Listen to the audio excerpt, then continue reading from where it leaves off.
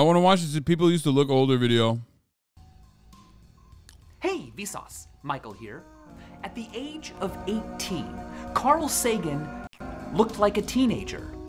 But it doesn't take long in an old high school yearbook to find teenagers who look surprisingly old. These people are all in their 20s, but so are these people. This is Elizabeth Taylor when she was just 17. No and here fucking are some word. high school students from the 70s. Did people used to look older? Oh my God, bro. That's not a high school student. That's your mechanic. That's not a high school student. That is a 35-year-old divorced dad who is a mechanic, and he lied to you about the carburetor or whatever because you don't know any better, and now he's like charging you another $1,000 even though you came in for a fucking oil change. Brandon McCarthy asked on Twitter, and evidence poured in. People shared photos of their parents in their early 20s, their dad at 21, their mom at 18 or 19, No! their dad at 45. One user shared their husband at 27 and what his father looked like at 23. And there's pretty much an entire subculture around how old footballers looked decades ago. 24, 31. Oh! What the fuck? Hey, Michael Vsauce here. What the fuck is going on? 24. My man said 24. Bro, I've never seen this. This is the most busted ass mullet I've ever seen. That is awesome. I wish Slime was here so I could ask him what he thinks about this, because honestly, like this is the most respectable, I'm bald and I know it and I want everyone to know it type haircut. Why did he do this? Like, I straight up cannot comprehend. Like, I don't think he's fooling anybody at this point.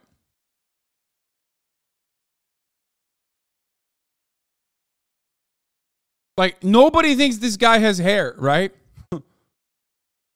Like, that's a mustache, bro. He just left a mustache. He got double mustache. He got a mustache on his lips and then another one up top. 4, 31, 33, 29. 4, 31, 33. That is okay. Dude, what the fuck? Jimmy Ledbetter, more like Jimmy Leather. Jesus fucking Christ, dude. Bro, I never want to hear from motherfuckers ever again. This dude was directly recruited from the coal mine, okay? This dude's been smoking a pack of Marlboro Reds since he was 9 years old while working inside of the coal mine. Like, they directly were like, hey, man, now that you're done smelting iron, like, it's time to play a little bit of football. 3, 29, 27.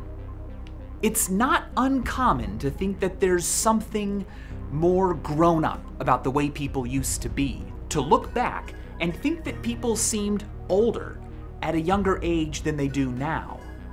Let's call it retrospective aging.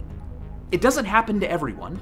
People do not and never have aged similarly. And there's even the opposite observation that kids these days grow up too fast. That's Albanian genetics, baby. But it's a popular question and subject of numerous memes.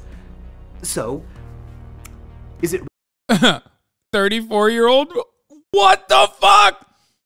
Why is there an Adam mention on a Vsauce video? What the fuck? Oh my God. Why is Adam Friedland in a fucking Vsauce video, dude? What the fuck? Host of the podcast, new podcast, Unproblematic Podcast, The Adam Friedland Show. real? Or is it an illusion fueled by cherry-picked examples that feeds rosy nostalgia for a time when people were tough and didn't have it as easy as you kids have it now? Well, as it turns out, both. Humans today really are aging more slowly than their historic counterparts. Changes in lifestyle, nutrition, smoking habits, healthcare, early life conditions, and skincare, particularly the use of sunscreen, are a huge part of it. By comparing measures of metabolic, cardiovascular, inflammatory, kidney, liver, and lung function across time, researchers at Yale and USC have found that we are, in fact, staying younger for longer than we used to. So does that mean that 60 is the new 50? Almost. Their results suggest that between the early 90s and the late 2000s, 60 became the new 56. 40 became the new 37 and a half, and 20 became the new 19. Oh, also, during the last century, dentistry and orthodontics have played a huge cosmetic role in the kinds of faces we see in parts of the world. But interestingly, when faces in magazines are measured from the 1930s to today, the only significant change has been that across all ethnicities, the media is now exposing us to larger lips. Also, retroactive aging can occur over short time spans. When I was a freshman, the seniors in my high school seemed so old to me. But by the time I was a senior myself, I looked in the mirror and at my peers and I was like, oh my God, bro. Michael from Vsauce is the most boot-looking dude I've ever seen. That's crazy. He literally looks like he signed off. He looks like he just signed his, he's getting a Camaro. Okay, he's about to marry his high school sweetheart and go off to Afghanistan. That's hilarious, bro. we're them now, but we don't seem as old as they did. What's going on isn't just about bodies. First of all, the seniors I looked at when I was a freshman truly were older than me at that time. They graduated and went away, and later, when I was a senior, I saw myself as I was. But in my mind's eye, I saw the earlier seniors as they appeared to me when I was younger. Retrospective aging seems to also be about perspective. Let's go back to this tweet. This is George Wendt playing Norm on the TV show Cheers. Now, when Cheers premiered, Wendt was indeed 34, but I looked it up, and this image is actually from episode 24 of season 5 when Wendt was 38. So we're not comparing apples to apples here. However, this is an image of George Wendt at 34, and Ashley Fairbanks made some alterations and a good point. However, here's the rub. These alterations don't make Wendt look more like a 34-year-old. They make him look more like a 34-year-old today. Yeah, they just made him a fuckboy. Also, I say this all the time, but like, men constantly glance over the impact that a fucking beard has. You know what I mean? Like, men will always talk about like, oh my God, bro. Like, that's you, Hasan? Come on, bro. Do I look like that without a fucking beard? Give me a goddamn break. Shut the fuck up. Men don't do facial makeup because we got beards, bro. Similarly, giving the Golden Girls modern-day hairstyles and makeup drops their apparent age a lot.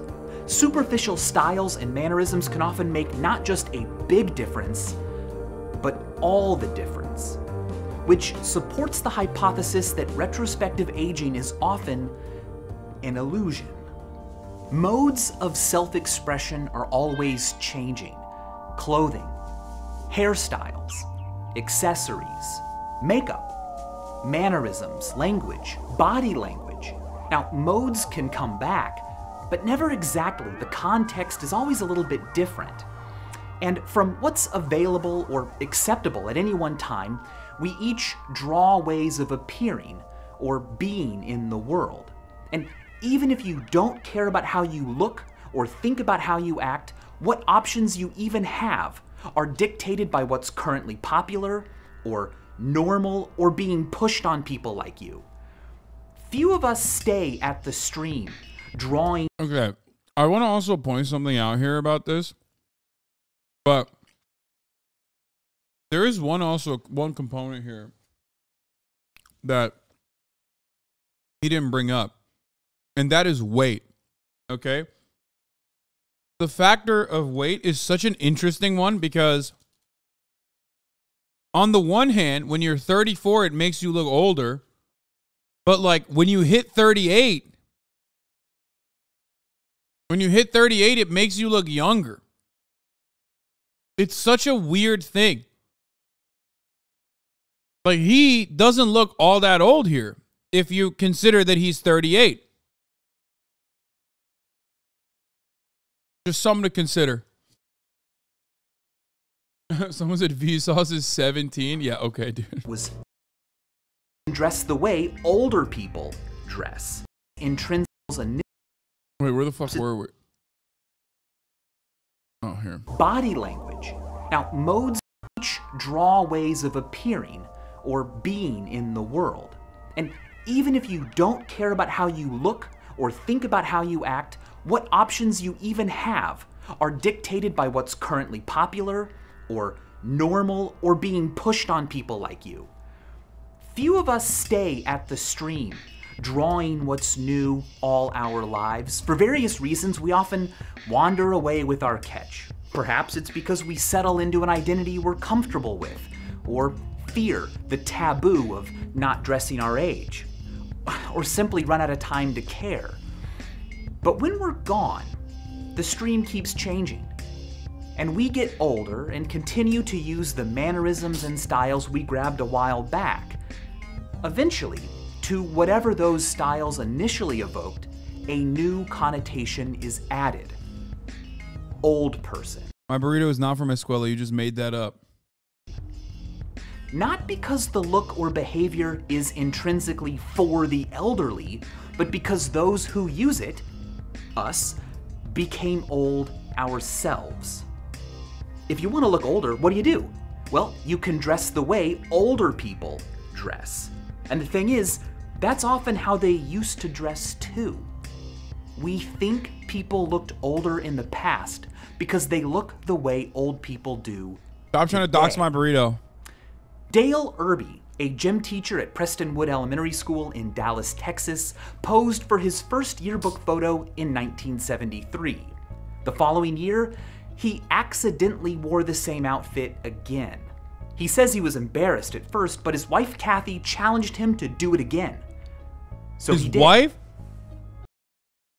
Wait, what? Didn't he just say his high school yearbook? I guess he's the teacher, right? I'm so confused now because it's 1973. Is he a teacher or is he a student? Why does he have a wife? That's what you get for gatekeeping? And he never stopped. What he gave us is a great, exaggerated example of how what once connoted youth comes to be associated with old age. The people we keep seeing a style on get... Dog, he should have swapped out those glasses the moment the 70s were over, okay? And instead, he went with the pedophile 4s, okay? And then just kept it going. He was like, I want to wear whichever kit makes me look the most like I, decapitated my grandmother. Like throughout the years, you can look at like straight up the pedo serial killer outfit of choice by just looking at this otherwise probably super nice guy. You know what I mean?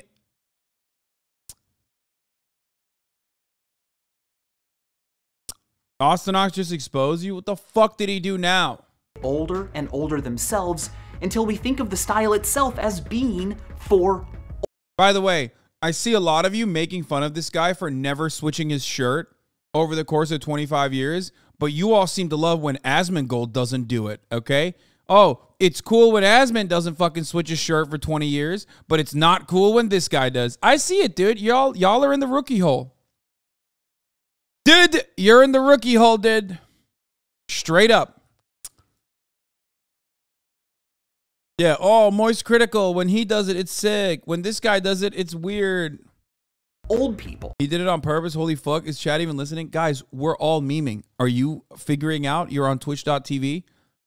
where everyone is memeing. Like, everyone knows what's happening here, but we're saying something that's not the truth in order to get a guffaw, a ha-ha out. Okay, that's where it's coming from. Retrospective aging, then, is double-pronged, both real and illusory.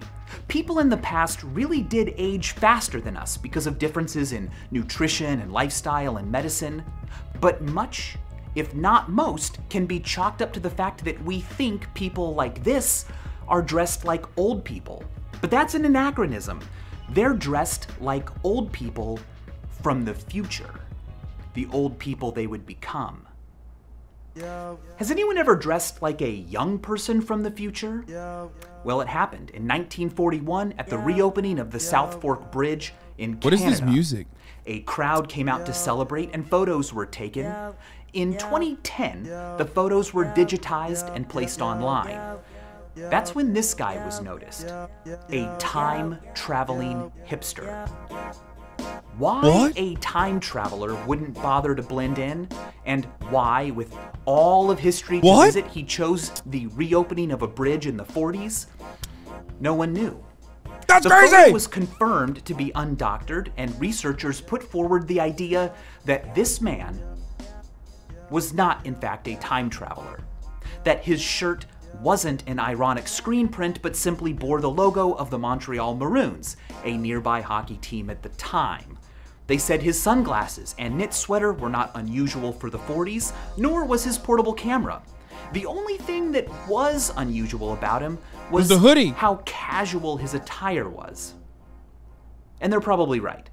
But this all raises the exciting possibility that someone out there right now, possibly even you, dude, that's such, dude, straight up, that's copium, okay? I'm sorry, I'll say it. Vsauce is doing copium. That guy was a time traveler. It's kind of whack that he's trying to fucking hide the truth, okay? That guy's a time traveler, 100%. Someone said, nah, he was just a NEET, which is true, but he was a NEET and a time traveler at the same time. Remember, time traveling is not a job, okay? So you're not in education or training or have a job in that circumstance. You're just a time traveler. You're just doing it for a hobby, but it doesn't matter. It's very clearly he is a NEET and a time traveler. Both things can be true at the same time. Slime has precognition. Got one. It's so nice to see you. Okay, well, we finally got one. It's so nice to see you. We're going to go watch JHB interview some asshole. Thanks. Love you, chat. We are here with Crazy Slick. Hey, guys. Okay.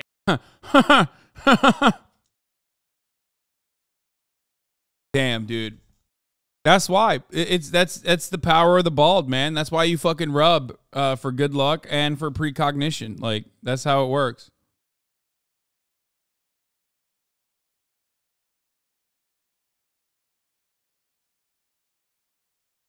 What did he know?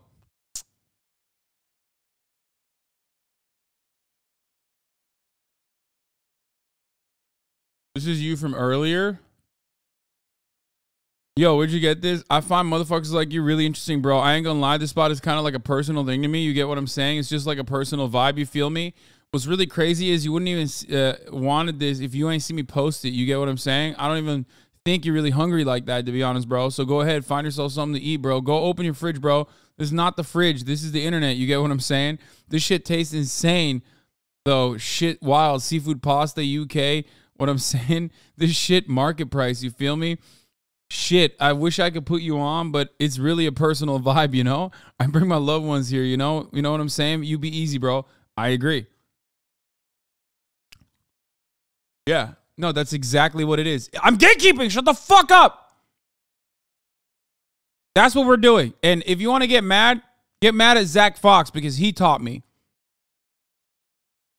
He had the dry lemon pepper wings that he fucking posted on his Instagram.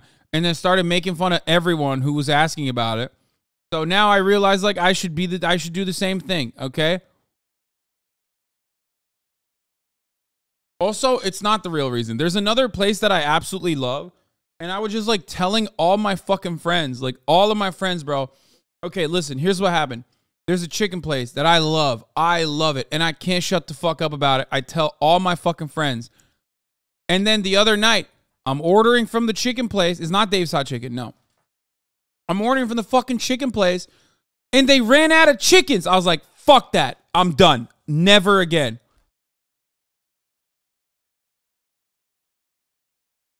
It's over. It's fucking over, dude. I ordered a chicken. They put the order in, okay? And then they call me back and they're like, sorry, we don't have any white meat left. I'm like, what the fuck? You're a chicken shop. This is all you sell. Stop trying to figure out what the chicken shop is. You're never going to know, and I'm not going to fucking tell you, okay? Shut up. Shut up. Shut up. I'm not even playing about this. I'm not, this is not even a joke, okay? This is real life. This is not a movie. This is not a video game, okay? This is my life right now, dude. I'm sorry.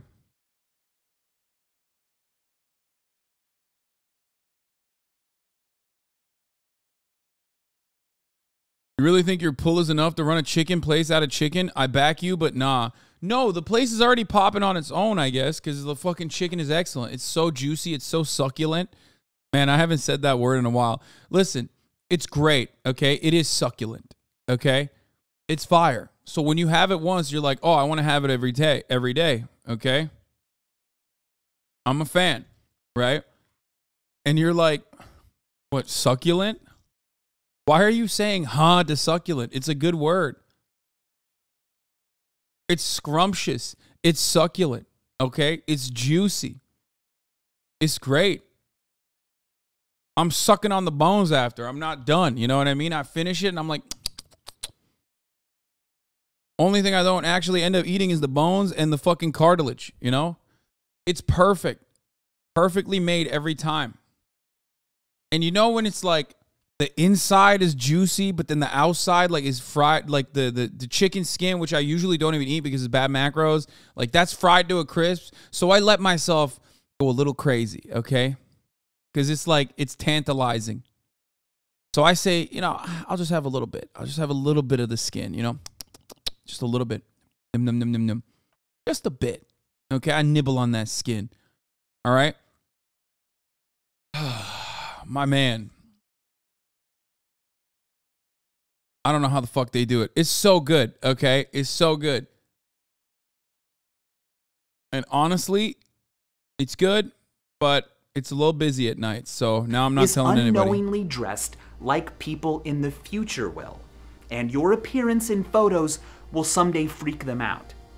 You know, it might be fun to start dressing even more casually or in some other odd way on the off chance that you happen to nail it, and years from now you are worshipped as a time traveler. Oh, that reminds me of today's sponsor.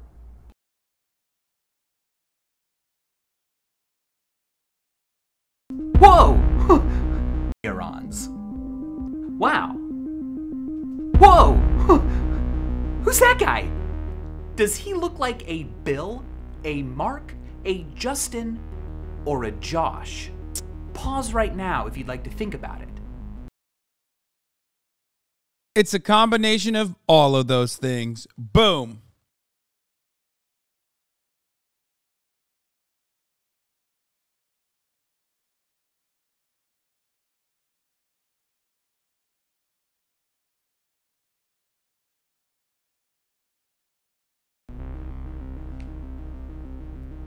According to research from Millsaps College and Miami University, this is Mark. Or I was wrong. At least, this is what we think people named Mark look like. By asking people to make and rate digitally created faces, researchers were able to put together prototypical faces for a number of different names. This is apparently what we— Oh God, this could get wildly inappropriate. I feel like studies like this. We think a Josh looks like. A Bill, a Justin, a Dan, a Brian. Damn, that's a Kyle Kalinske, dog. That's what that is. That's just Kyle Kalinske when he was younger, okay? But so is Brian. Why did they all look like Kyle Kalinske a little bit? A Tom. What the fuck is going on? And Andy.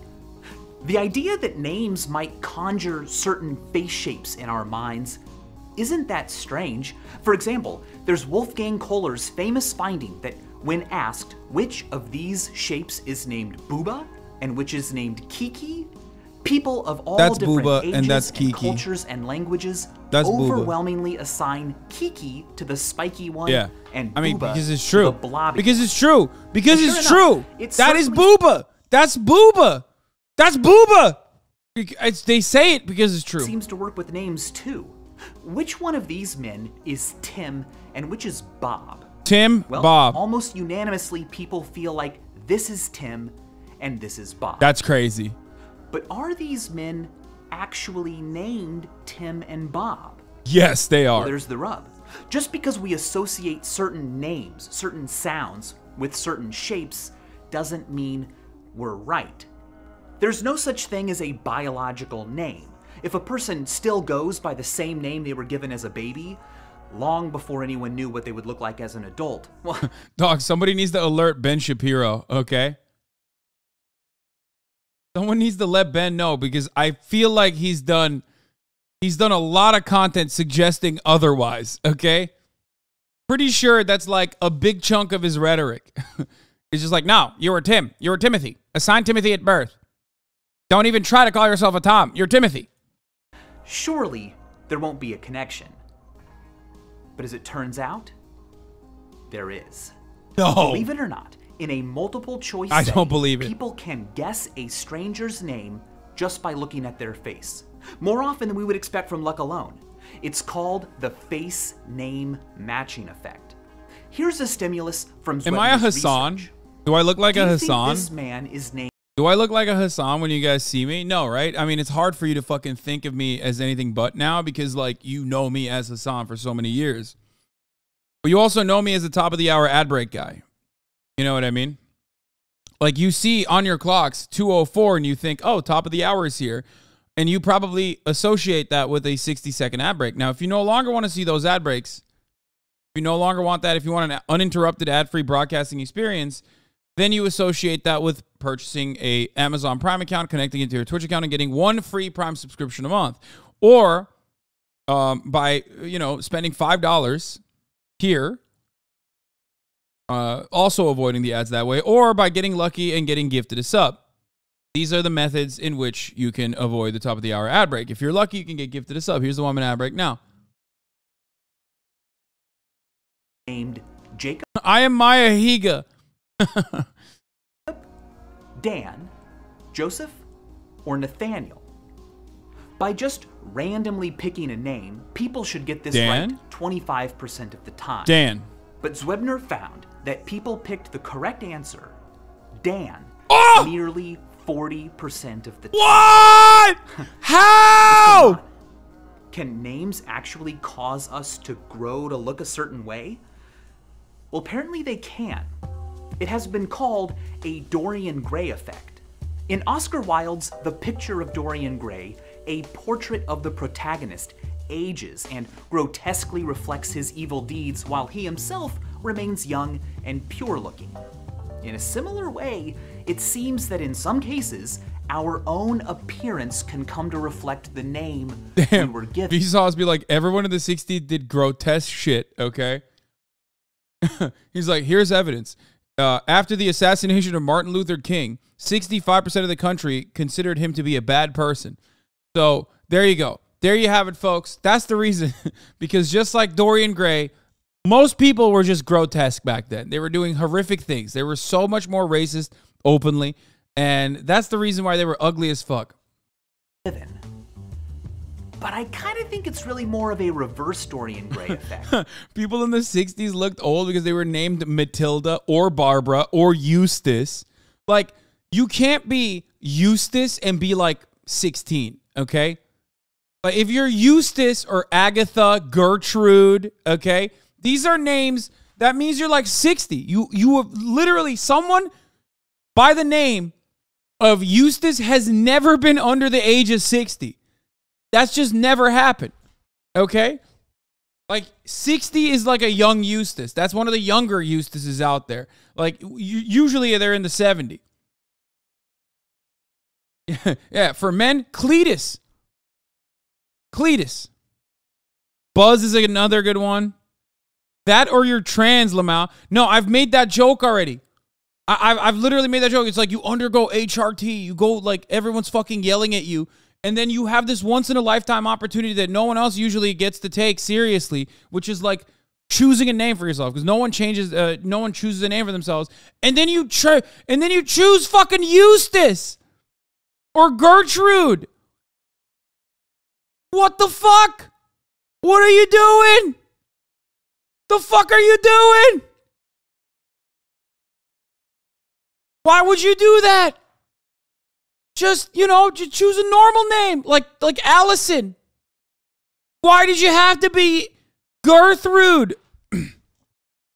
HasanAbi is only transphobic if you pick a bad name. No, I mean, it's just funny. It's a funny thing.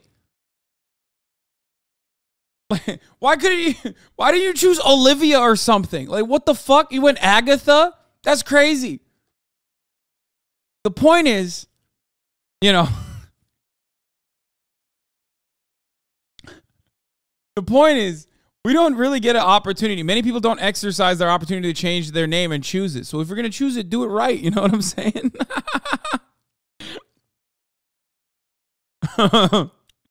Oh, man. I mean, in the book, Dorian's reality... That's what happens, dude. That's what it is, okay? You start recognizing that you're trans. You might have internalized transphobia, okay? Then you slowly but surely start recognizing you're trans. You start doing the, like, Femboy Fridays. You're doing the coder socks, right? But then there's a second step. You start playing Fallout New Vegas, modded, or you start playing fucking Hearts of Iron. And then all of a sudden, all the names you know are fucked up. It's just like, it's accelerated.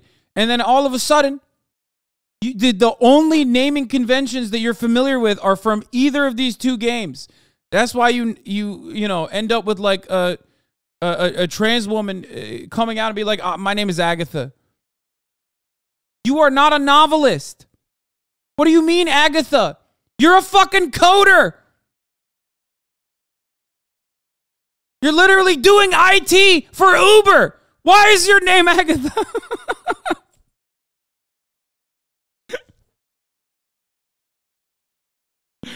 I'm sorry. Okay. I'm just fucking around. It's a joke.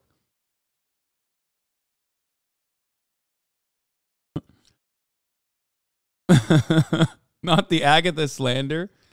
Yo, trans people love Hearts of Iron 4. Learn new things every day here. Oh, yeah. You are Agatha. You are Maya Higa. Anyway. Ludwig is an old-ass name. I do kind of like Ludwig as a name, though. I don't know. I think it's a chill name. As a trans person, this is one of your funniest bits. Yeah. That's how you can make jokes about trans existence even as a cis person that is not inherently transphobic. Now, of course, that doesn't mean that some trans people might not appreciate that joke and get mad at it. But, that's not the joke of it is not like trans existence in general or trans people in general. Anyway, let's continue. Affects the appearance of his portrait, but the face name matching effect goes the other way. A inanimate sign, a name, influences. Just at Chelsea next time? What do you mean? Chelsea is... That's normal. That like literally is not what I'm talking about. Chelsea is like a super common name, dude, for women. What do you mean? Guy who's never met a human before. What did you just come out of the fucking come out of the Amish village? Like what the fuck? Just a normal white girl name, dude. No, this started when I made jokes about the mod Doreen.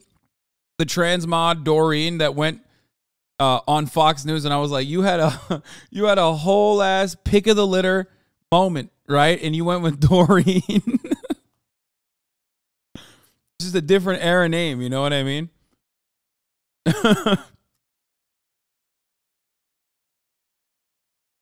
Oh, you meant calling out Chelsea Manning for playing Hearts of Iron? Yeah. Is our actual physical appearance. Well, anyway. It's not news that a person's name can lead others to have certain expectations of them and treat them accordingly. It's been found, for example, that multiracial faces given European names are rated as looking more European than the same faces are when presented with non-European names. The expectations a name carries with it may create a self-fulfilling prophecy, whereby as a person grows up, they're motivated to fulfill those expectations, carry themselves in ways people think someone with their name should, and even like, dislike, accentuate, hide, use, and avoid different parts of their face and body depending on whether or not those parts match their name. It's been found that faces and names that match are emotionally liked more than faces and names that don't. Analysis of voting data has shown that senatorial candidates earn 10% more votes when their names fit their faces. Bro, JD Vance, dog. Straight up. Very well than when they fit very poorly. Now, with that in mind, Tim part Ryan. of the effect could literally come from the fact that although— Just kidding. Tim Ryan actually fits the vibes and his face so perfectly. He just has like such a... Ohio is having one of the funniest fucking races because Tim Ryan is such a cuck, and so is JD Vance. However, JB Pritzker, perfect. Perfect. Gavin Newsom, perfect. Gavin Newsom is such a Gavin, dude. He is such a Gavin, and he's such a fucking Newsom. Like, when I think Gavin Newsom, I think slick back hair, definitely fucked the, tennis instructor's wife or whatever. Like, just the most perfect. John Fetterman's another good one where it's just like, John Fetterman. What's up? I'm John Fetterman. It fits so perfectly. Blake Masterson fits perfectly as well, but like in a school shooter kind of way, you know what I mean? Of course, this does not fit. There's another thing that I've always talked about, which is extremely white senators and House of Representatives members that have names that if you don't know how to read them correctly, you would think that they're black, like Sherrod Brown. Or what was there's like a list of names that I've gone through before where you're like, oh, that's Sherrod Brown. And you're like, no, that's not. Like, that's just like a white union guy. For the longest time, I thought his name was Sherrod. There's a couple names like that where it's like, you know what? It's so funny. Bernie Sanders kind of works that way too. Yeah. Bernie Sanders. Jerome Powell. That's another one. Al Franken. But yeah, Gavin Newsom does fit. Gavin Newsom is perfect for him. Like,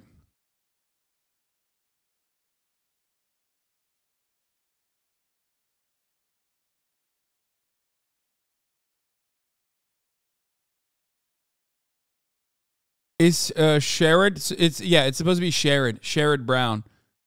But for the longest time, I thought it was Sherrod Brown.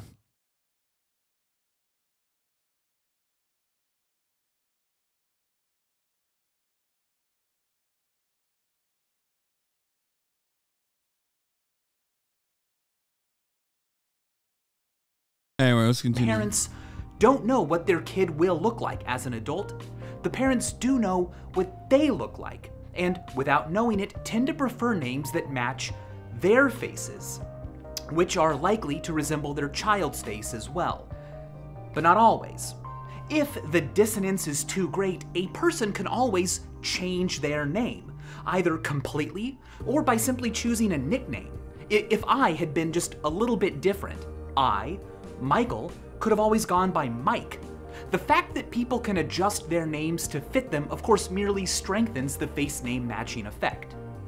By studying whether the correct name could be guessed when different parts of a face were occluded, researchers were able to develop heat maps showing which parts of the face different names are most characteristic. You met a white kid named Kobe? Yeah, except Kobe's name also is not. Like, Kobe Bryant's name is also unique. So the white kid and Kobe Bryant himself both had a unique name coming directly out of Japan. Associated with. Apparently, looking like an Anne is all about the tip of the nose. It's the bridge of the nose for Arthurs and the philtrum or snot trough for Benjamins. Aurélies are recognized by their face spiders. What the fuck is an Let's go back Aurélie? to old people. How old is an old person? 73.7. That's according to results published in the Journal of American Geriatrics last year. It's the average age people gave when asked, when does old age begin? People under 65 on average said 71, and people over 65 on average said 77. Women said old age began. Yo, y'all fucking suck. And if you ask this Twitch chat, they're gonna say whatever Hasan is. Okay? You ask Twitch chat, they're gonna say 31. 3 years later than men did. White people said it began 8 years later than non-whites did, and people who felt healthy placed old age later in life than those who felt less healthy. But how old do people want to be? Well, that depends on how old they already are. In America, the only people who are the age they would like to be are 21-year-olds. People younger than 21 wish they were. Taylor Swift was so right, dude. Straight up. Nobody likes you when you're 22. Also here, a One Piece fan drew me, okay? I need to do this little brief intermission. Okay, there you go. I'm never watching or reading One Piece, okay?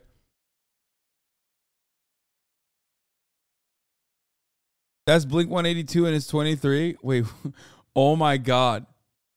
Wait, stop. Was it actually Blink-182?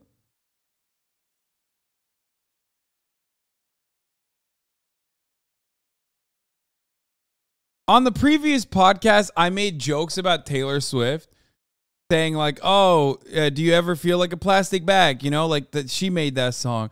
And now I unironically feel like I'm just saying wrong songs without even realizing that are not attributed to Taylor Swift now. Were older, and people older than 21 wish they were younger. People who are 40 wish they were 30. People who are 60 wish they were 40, and people who are 90 wish they were 60. When people are asked if they could be one age forever, the average American picks 36, which is actually how old I am right now, funny enough. No shot, dude. If I was one age forever, I mean, if I have the financial security I have right now, I'm picking fucking 21, dude. That shit was, my body was a machine back then, dude. That's crazy. Dude, whatever age where I could just like slam beers, okay, and eat a pizza at like 3:30 only to wake up at 6:30 and be 100%. And have zero hangovers. That's what I want back, okay? I mean, I was pretty good at 25. I'd say 25 probably. 36 is like crazy. 36 is the reason why people are saying 36 is because that's when they probably got to like their peak financial security. That's when they felt like they were young enough while simultaneously having financial, like some semblance of financial security. That's literally the reason. Here's something else that's funny. Old people are more likely to think they dream in black and white. Not because it's part of the aging process, but because they are veterans of the great black and white dream epidemic of the 20th century. What? Prior to the 1900s, Aristotle, Descartes, Freud, everyone who wrote about the topic reported that dreams contained color. But as humanity moved into the 20th century, the number of people reporting color in their dreams dropped just as quickly as the popularity of new black and white movies and TV rose. By the 60s, as color TV and... Wait, does that mean we're dreaming in 4K now? Damn, dude. That's pretty sus. That's pretty sus, Zoomers. You're dreaming in 4K, dude? Movies became more and more common. Reports of color dreams started going back up. And today, people who grew up with black and white TV continue to report more black and white dreams than those who didn't. And later studies across China found the same thing. The frequency of black and white dreaming correlated strongly with how common black and white TV was in a person's area. So, did black and white movies and TV literally change our dreams? Well, first of all, it's not clear whether dreams themselves actually changed or if people just started thinking differently about their dreams. We're trying, but we still haven't found a way to get direct access to dream content.